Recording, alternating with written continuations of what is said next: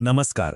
जरा विचार करा, एका साध्या कागदाच्या तुकड्याचा जो कोणासाठी शिक्षण, नोकरी आणि सन्मानाचं दार उघडू शकतो. महाराष्ट्रातल्या अनेक समुदायांसाठी हे फक्त एक कागदपत्र नाहीये, तर ही आहे त्यांच्या हक्कांची आणि संधींची किल्ली.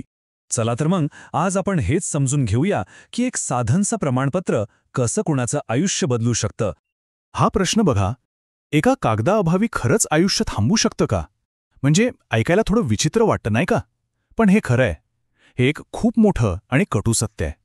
विचार करा ना, शिक्षण घ्यायचंय, नोकरी हवी आहे, सरकारच्या कोणत्या तरी योजनेचा फायदा घ्यायचा आहे.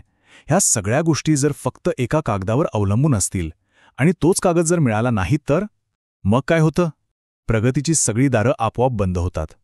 तर आपण ज्या महत्त्वाच्या कागदपत्राबद्दल बोलतोय ते आहे जाती प्रमाणपत्र. आणि हे लक्षात घ्या, ही काही साधीसुधी प्रशासकीय फॉर्मॅलिटी नाहीये. हे कशासाठी लागतं? तर शैक्षणिक प्रवेशासाठी, शिष्यवृत्तीसाठी, सरकारी नोकरीतल्या आरक्षणासाठी आणि अशा अनेक सरकारी योजनांचा लाभ घेण्यासाठी हे प्रमाणपत्र अक्षरशः अनिवार्य आहे.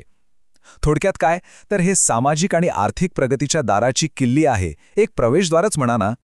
पण प्रश्न हा आहे की ही प्रगतीची किल्ली खरंच सगळ्यांना तितक्या सहजतेने मिळते का? आणि इथेच खरी अडचण सुरू होते, विशेषतः भटक्या जमातींसाठी. त्यांच्यासाठी हे प्रमाणपत्र मिळवणं म्हणजे खूप खूप मोठं आव्हान आहे. चला तर मग बघूया असं का होतं. यामागे ना काही प्रमुख कारणं आहेत. मुख्यत्वे 4 अडथळे त्यांच्यासमोर उभे राहतात. पहिलं म्हणजे त्यांचं स्थिर असं वास्तव्य नसतं.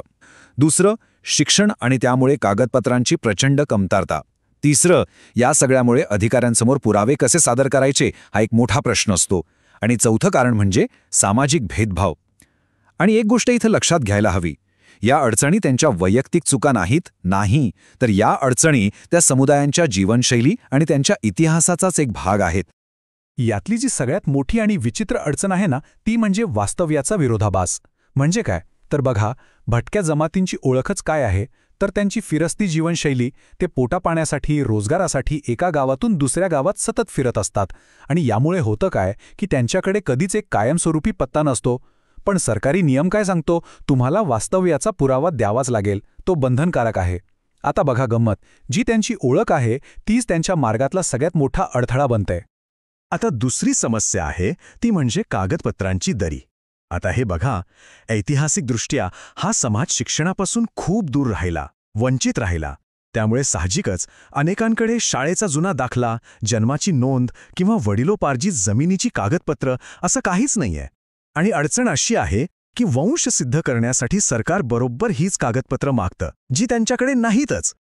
आता या सगळ्या समस्या इतक्या गंभीर होत्या की त्यावर काहीतरी उपाय करणं गरजेचं होतं.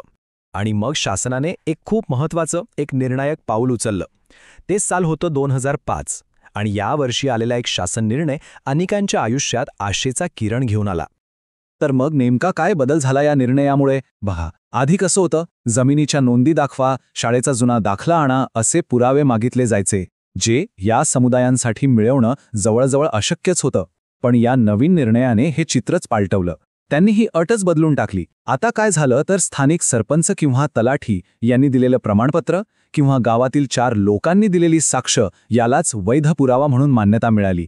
म्हणजेच काय तर कठोर कागदोपत्री नियमांकडून सरकार एका लोकाभिमुख धोरणाकडे वळलं. हा एक खूप मोठा बदल होता.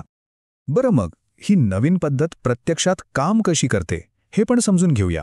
ही खरं तर एक अगदी सोपी 2 टप्प्यांची प्रक्रिया आहे, जिने अनेक प्रशासकीय अडथळे बाजूला सारले आहेत. यातला पहिला टप्पा आहे सरपंच आणि तलाठी यांचं प्रमाणपत्र.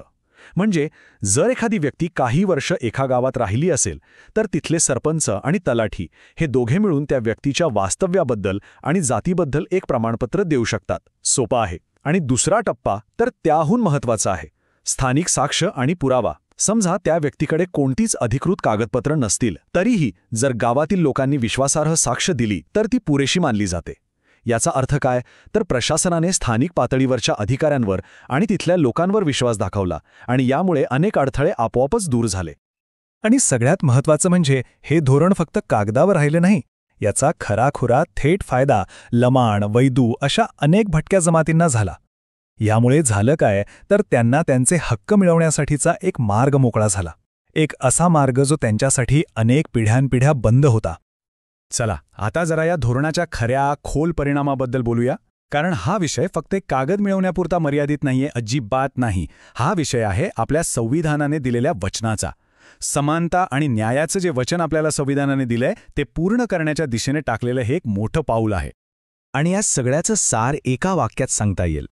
ही पद्धत त्यांच्या मूलभूत अधिकारांची हमी देणारी ठरते. बघा, हे एक साधंसं वाक्य आहे, पण ते या संपूर्ण बदलाचं प्रचंड महत्त्व आपल्याला सांगून जातं. ही फक्त एक सोय नाही केली आहे सरकारने, तर ही त्यांच्या हक्कांची हमी आहे. तर याचा व्यापक अर्थ काय होतो? हा फक्त एक प्रशासकीय बदल नाहीये. नाही, या निर्णयाने आपल्या संविधानाची मूल्य प्रत्यक्ष जमिनीवर आणली आहेत. यामुळे काय झालं तर वर्षानुवर्षे उपेक्षित राहिलेल्या समाजाला सामाजिक न्याय मिळतोय. शिक्षण आणि नोकरीमध्ये समान संधी निर्माण होतीये. आणि सगळ्यात महत्त्वाचं म्हणजे लोकशाही प्रक्रियेत त्यांचा खराखुरा सहभाग शक्य होतोय. तर आज आपण पाहिलं की एका छोट्याशा पण विचारपूर्वक केलेल्या धोरणात्मक बदलामुळे किती मोठं आणि सकारात्मक परिवर्तन घडू शकतं. पण जाता जाता एक महत्त्वाचा प्रश्न मागे उरतोच की कायदा बनवणं ही तर फक्त पहिली पायरी झाली, पण अशा लोकाभिमुख धोरणांची अंमलबजावणी अगदी शेवटच्या गरजू व्यक्तीपर्यंत प्रभावीपणे पोहोचते हे आपण कसं सुनिश्चित करणार? हा खरा प्रश्न आहे. यावर आपण सगळ्यांनीच विचार करायला हवा.